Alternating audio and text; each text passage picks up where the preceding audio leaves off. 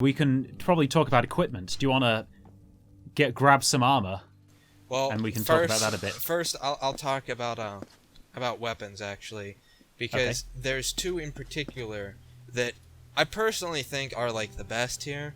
Like it's mostly this assault rifle, and this short-barreled shotgun. I personally think that these two are like the best weapons. I don't know what you guys think. I really like the 44 actually. I think the 44 feels very sort of sharp and Jack is just saying that because like. he made concepts for those two weapons. Yeah, both. Oh, I see. Both of those are actually weapons that I designed up myself. Cuff, cuff, high horse, cuff, cuff. Well, that I don't know what you're talking about. Actually, there we go. One thing that I did hear about before was that the weapons on this rack look really large. Honestly, like that just comes down to the fact that we didn't properly scale them that well whenever we were making this demo. Most of the stuff in this map has been just kind of shoved into it. Our weapons are like mostly like they are what they're supposed to be, but those racks not so much. The racks are very small. Well, I do think that they should be a little bit. Well, yeah. Actually, once the racks are made a little bit more on scale, then the weapons probably would look a little bit better. But either way, yeah. Like as you can see here, it's a gun. It shoots. It fires. And it also has an infinite amount of ammo. As you can see. It does. Before it just said a random number there, but I actually deliberately put inf there just to make it clear. Because there's currently no ammo items actually implemented. It's just a number. But yeah, coming soon. Oh, sorry, go on. Well, the other thing I was going to actually mention, since I've already opened it, is the HUD here. I know a lot of people were complaining about the double-clicking. This is actually something that we do plan on fixing. It is annoying. We realize that, and we are going to fix it. It's going to be single-clicking. Yeah. And basically, like the pit bug in its entirety, it's going to be like redone. You cut out again. I did? Yes. Ah, weird. Well, anyway, like I was... Drag. Okay, so we lost Drag. We're done to continue on without him. He's honestly not that important. We Rip Drag. Yeah. Rip in peace, Drag. So yeah, weapons. One thing, sort of glitch actually, which was quite tricky to solve. Anyone playing our demo at BronyCon will have probably noticed that as they were sort of aiming and sort of walking around, everything was a bit sort of jittery. Like everything sort of shuddered, particularly when you're aiming, and the guns seemed to really shake. Some people thought that was deliberate, but no, it wasn't. We had absolutely no idea except why it was happening at all. It was happening in this scene, but not in some other scenes, so we couldn't really isolate the problem for a while. But it turns out, if anyone's doing, well, actually, of course you're doing computer science majors because you're all bronies, but anyone who is doing might know about floating point precision errors. And it was essentially that, and it was as a result of it being, of the player being very far away, like 1,000 units away from the center, and it was causing these precision errors, which were causing it to jitter all over the place. As soon as we moved everything back towards the origin, that was fixed. Now, why you're suddenly upside down, I actually don't know. It's not restricted at the moment, and hello again. Yeah. Hello. So what's not? I think that there is still a limit of the y-axis. You must have managed to somehow flip it over by using the jump. Yeah, that was it. You jumped on the shelves, and then you somehow managed to flip that over. Well, no, it's not even that. It's back now. Oh yeah. Oh, actually, it's the C button. It's C button. Oh, the C button was doing it. Oh, okay, yeah. Orbiting isn't restricted, I don't think. Well, no, actually, it's because we're taking into consideration like the world itself. It's just right now you're on the bottom of the Earth. Yeah, in Australia. Yeah, this map currently takes place in Australia. I mean, we got to consider our Australian fans. I mean, we got a couple people from Australia. I mean, I'm pretty sure they can only see upside down, right? Yeah. Sure, let's go with that and move on. Yeah, like... So I'm sure Drag had a very useful and salient point about the weapons, but it was unfortunately completely lost when your microphone cut out yet again. No, it wasn't my microphone this time. It was, I think it was my internet that cut out since Skype like kicked me out. Now, one thing that... Wait, actually...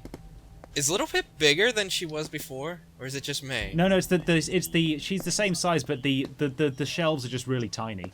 Yeah. I thought they... Oh, either way, one thing that I'm actually kind of disappointed in some of the videos that I watched of this game is that you guys didn't break the game as much as I thought you would. I mean, Yeah. I've noticed that a lot of the videos just kind of involve just, you know, running up, shooting the stuff. It's like, that's cool. And then closing it. I mean, come on, guys. This is a demo. It's meant to break it. Freaking just destroy this stuff. But on that note, one other thing that you might note... Actually, hold on. Let me... No, this guy's pretty... I don't want to die just yet. Like, one thing that you guys might notice is that back in the demo... Actually, a lot of people didn't notice, but most of the weapons didn't... yeah. That happened. Most of the weapons in the demo at BronyCon didn't work, actually. We only had like... I think it was the shotgun, the 10mm... No, the shotguns didn't work. It was the 10mm pistol, and the 10mm pistol, the 44, and the little Macintosh worked. Oh yeah, all the pistols worked, but none of the like nothing else unique. did. No melee weapons, no assault rifle, no shotgun. Yeah, which by like we got it working on like late Saturday, like all of the firing weapons. After I spent the 2 days fixing them, but yeah, like now they work in this demo now. Indeed. Dried roaches can be very affectionate, as you can see. Yes. Oh, one thing that a couple of eagle-eyed players spotted was that the smoke from the gunshots seems to reset whenever you fire another one, which is basically my fault. I thought we could maybe squeeze a little more performance out and not instantiate the effects every frame and just enable and disable them, but it doesn't work if there's smoke. So yeah, I'm gonna have to do a fix for that. But yes, you got me on that one. Yeah, that was me being a bit tricky. Yeah. Anyways, I could have told you that. Since we've only really talked about this so far, we'll go through a quick rundown with the I don't know what was happening there. With the weapons right here in the list. The first is the 44. This was actually created by our 2D lead Jeff, or Jeff UK 38. We pretty much were creating a video a while ago, and we just kind of went into the chat. It's like, hey, you know what we should have? We should have a gun in the game, but what should we... Oh, you know what? No, we should have the Little Mac. And so, like, within a week, we pretty much just kind of... We kind of forced him to do it. Like, I mean, we got some rope, some whips, you know, the usual things that game developers use to motivate their employees. And we told him that we needed a 44 in a very short amount of time. A short amount of time that would actually allow our modelers to create it. And this is what we got. This is the 44. I'm pretty sure that he actually probably hates it at this point, because there's lots of arguments around this thing. Lots of people trying to get their own little ideas and different plans in it, which one thing that took a considerable amount of effort to figure out how to do was the actual reload for this. Like we mentioned in many of the blog posts, all of our guns need to be used by the Earth Ponies, the Unicorns, and the Pegasi, which means that they need to be reloaded by someone that doesn't have magic. Which, our method on how to do that is actually a completely drop cylinder weapon, which you can kind of see the lock in the front there. That little like thing sticking out there, that's the lock for it. You drop the entire cylinder out of the weapon, place a new one in, a preloaded one, and that's pretty much how it's loaded, which may seem pretty odd to many people, but these were actually a real thing for a while. They weren't exactly very popular because cylinders aren't exactly very, well, light to carry or even small, so you don't really see them anymore. But yeah, this is a real thing. Oh, that's one thing that we've been generally focusing on a lot, is that we want all of our weapons to be sort of mechanically accurate and usable in the world by everyone they're designed to be used by. So yeah.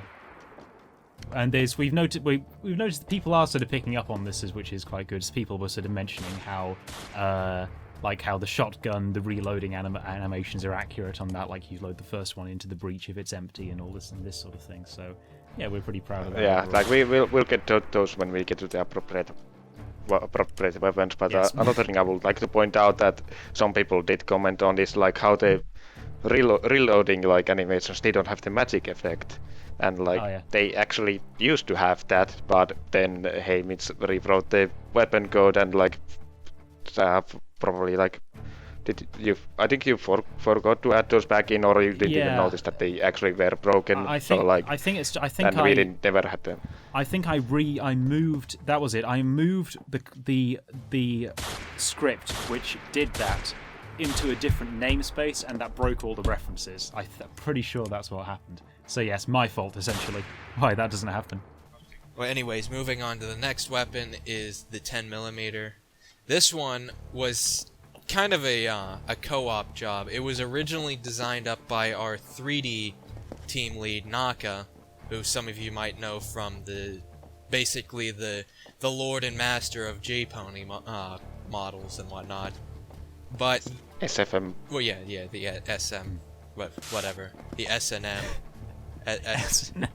Anyways, yeah. So he created the original design for it, but there were a couple things that were a little bit off on it, and we eventually had our, again, 2D lead go and kind of finish it up, which you'll probably notice looks almost exactly like the 10mm from Fallout 3 and New Vegas, as well as the previous Fallouts.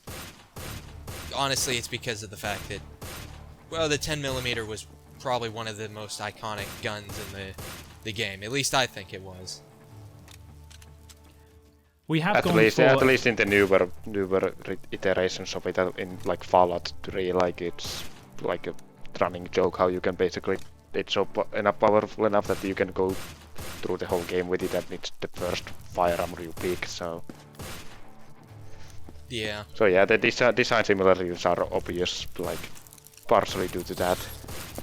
And I think it was also one of the first weapon, if not the first weapon we made, wasn't it? It was well, unless you're counting melee weapons, but like in terms of firearms, it was our first weapon we ever designed up, which was probably one of our like first 10 blog posts that we released. I think it was it was definitely up there as probably one of our most I think it was the fifth one or something like that. Or it was definitely it was one of the early ones still. Yeah, but yeah, I mean it's basically just a normal 10mm. It has one thing you might notice is the actual tape on the bottom there. That actually is going to tie into a few other mechanics that we'll talk about probably much later on, or at least you'll probably be able to speculate pretty easily. But yeah, it's there for a reason. Yeah. The next weapon, well, you already seen the assault rifle. Pretty nice.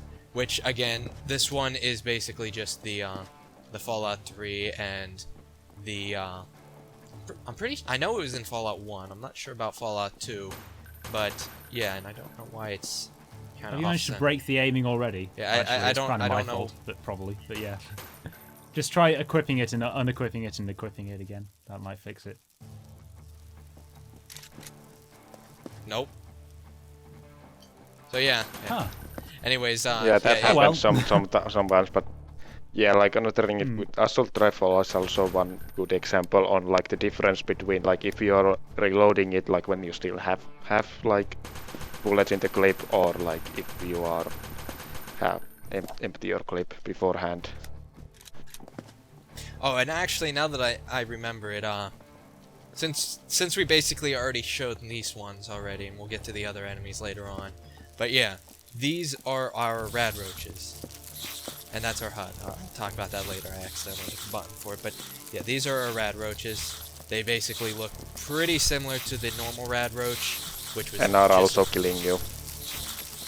Oh, they actually you will are die hitting me shortly. this time. Oh, in fact, actually, if you die, that might fix the that will reload the level, and it might fix the error with the assault rifle. Oh yes, some ragdoll physics. Yay. Broken ones. I mean, but I still. did make the ragdoll This for one's the rad happy. roaches in about 10 minutes, so yeah. This one's happy. Look, he's wagging his tail. Yep. Anyways, yeah. So this is the assault rifle.